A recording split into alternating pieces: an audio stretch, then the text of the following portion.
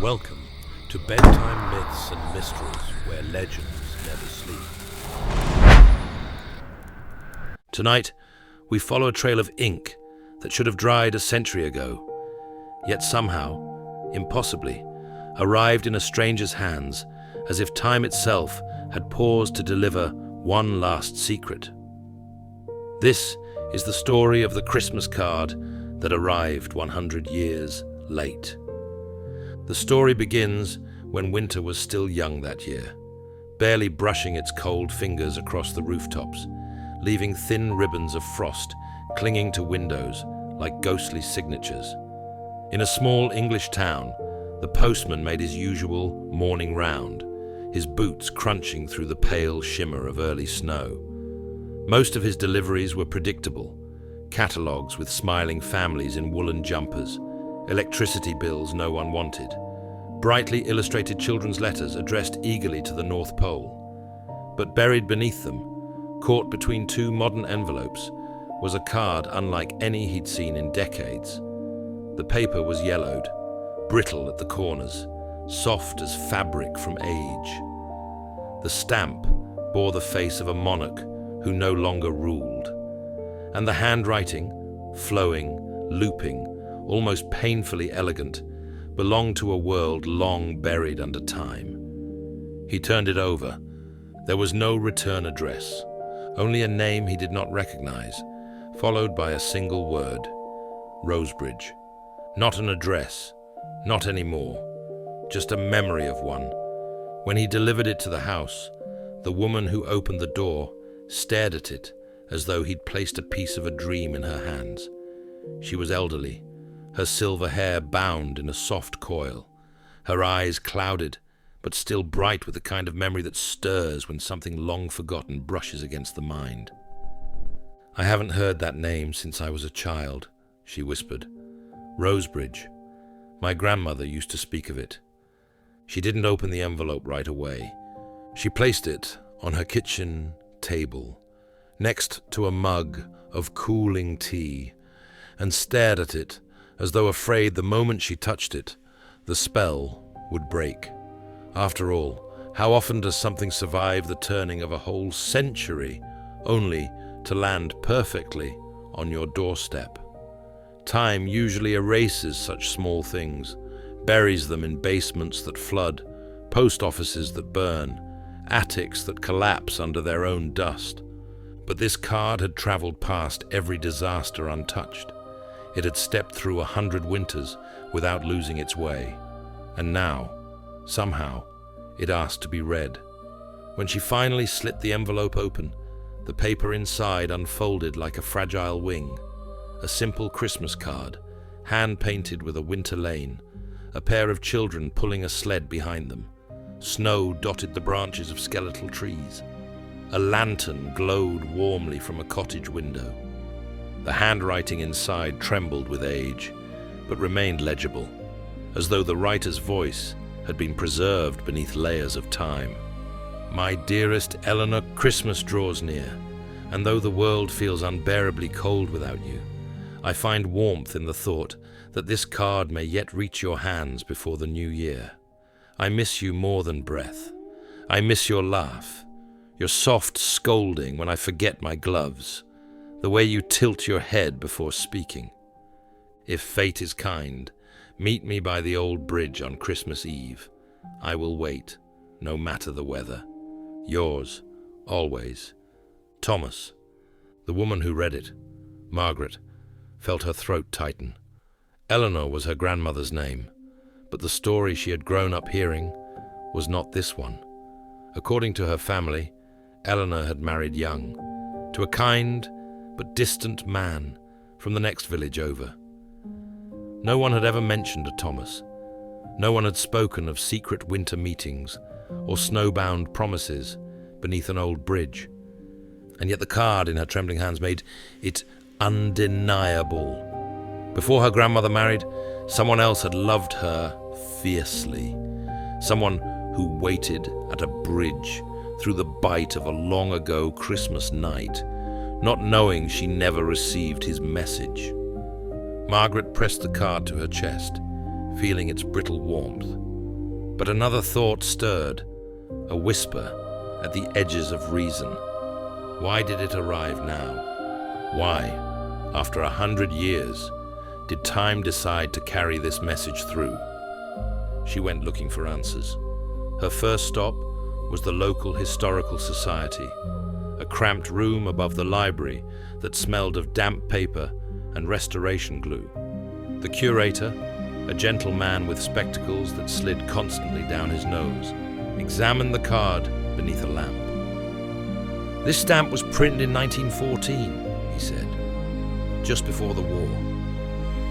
Margaret's breath caught. That was the winter Thomas wrote the letter. "And Rosebridge?" she asked. "Does that place still exist?" He sighed softly. Not anymore. It was a small settlement, little more than a cluster of cottages. It vanished after the flood of 1916.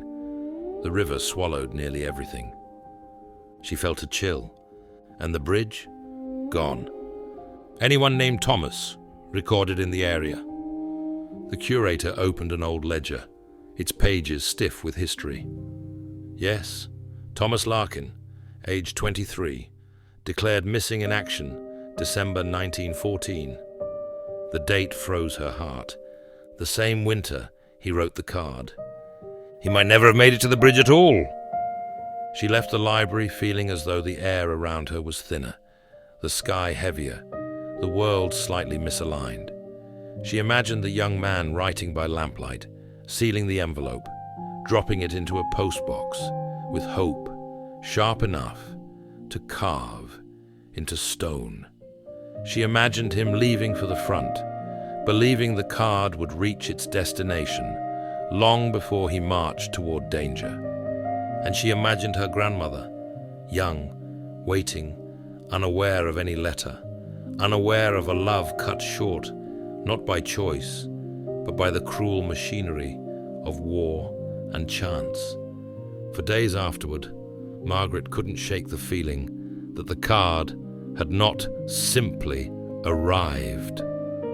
It had been delivered deliberately, pushed through the narrow crack between what was lost and what was meant to be found. A week before Christmas, she travelled to the remains of Rosebridge. The land was little more than a quiet riverside patch now, wild with reeds and brittle winter grass.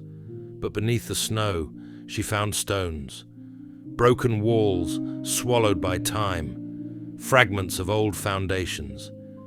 She knelt and laid the card over what had once been a doorway. "I wish she had known," she whispered into the cold. "I wish she had received this before the world took you from her." The wind stirred through the reeds with a soft, trembling sigh, like a breath that had waited too long to be released. When she returned home, she placed the card on her mantel beside a small candle. She lit the wick, letting its gold reflection dance across the worn surface of the card. All evening, the flame burned steadily, never flickering, never dimming, as if holding vigil over a century-old promise that had finally found a witness. On Christmas Eve, something drew her outside. The air was so still, it felt weighted, and snow drifted in gentle spirals, slow, deliberate, like falling feathers. Her garden path led to a small footbridge that arched over a frozen stream. She had crossed it countless times without thinking, but tonight, with the card's story still echoing through her mind, she paused. The moon lit the frost-laced railings with a soft glow, and the night hummed with a strange, fragile quiet. For a moment, she imagined a young man standing at a different bridge a century earlier, scarf pulled tight, breath clouding in the air, holding fast to hope despite the war drums in the distance. Margaret closed her eyes. "Thomas," she whispered, the name tasting of winter and sorrow and something strangely comforting. "I'm sorry she never came. She never knew." A breeze brushed her cheek, a brief touch, warm against the cold, almost human. Then the snow began to fall more heavily, as though the sky itself exhaled. When she opened her eyes, the night felt softer, less burdened. The weight the card carried, its century of waiting, felt finally released. She walked back inside, leaving the bridge behind her, feeling as though she had stepped out of someone else's memory and back into her own. In the following days, Margaret framed the card and placed it in her hallway, not as an artifact of tragedy, but as a reminder that even messages lost to time still find their way when the world is ready to hear them. Some visitors asked about it. She always told the story gently, with a smile touched by melancholy. "It reminds me," she would say, "that love doesn't vanish with time. It just waits for someone who can finally understand." And every Christmas after that, she lit a candle beneath the frame, just a small flame, soft and steady. Some nights, she swore it glowed a little brighter. If you enjoyed tonight's tale, don't forget to subscribe to Bedtime Myths and Mysteries. More forgotten truths and winter-born secrets wait in the dark. Just listen closely, and you might hear them calling.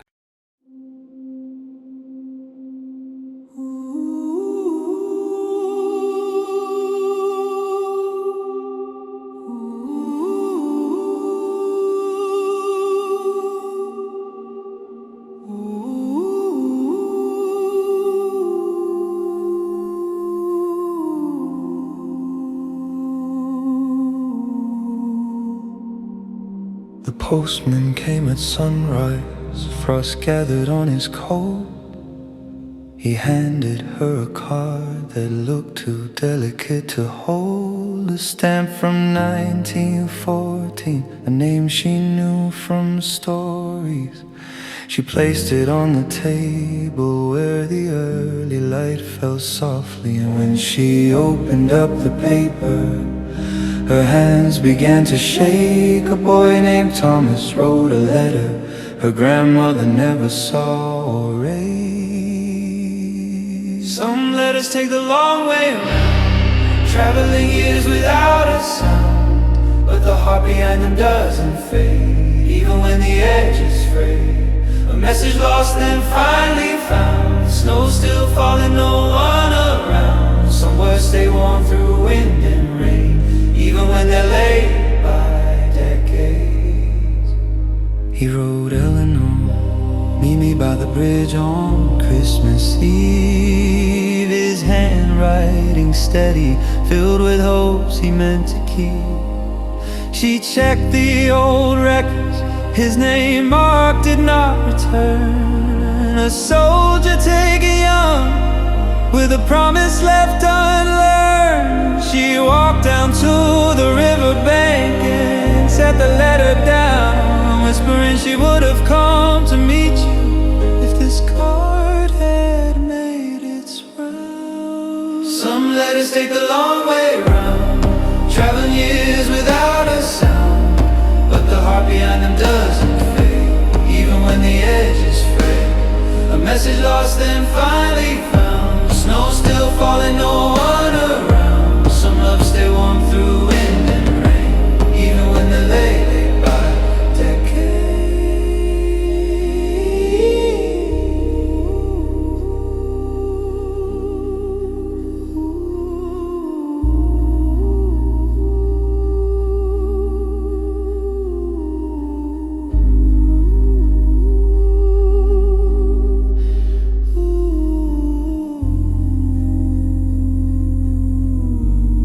She framed the card each Christmas Eve, a promise finally given peace.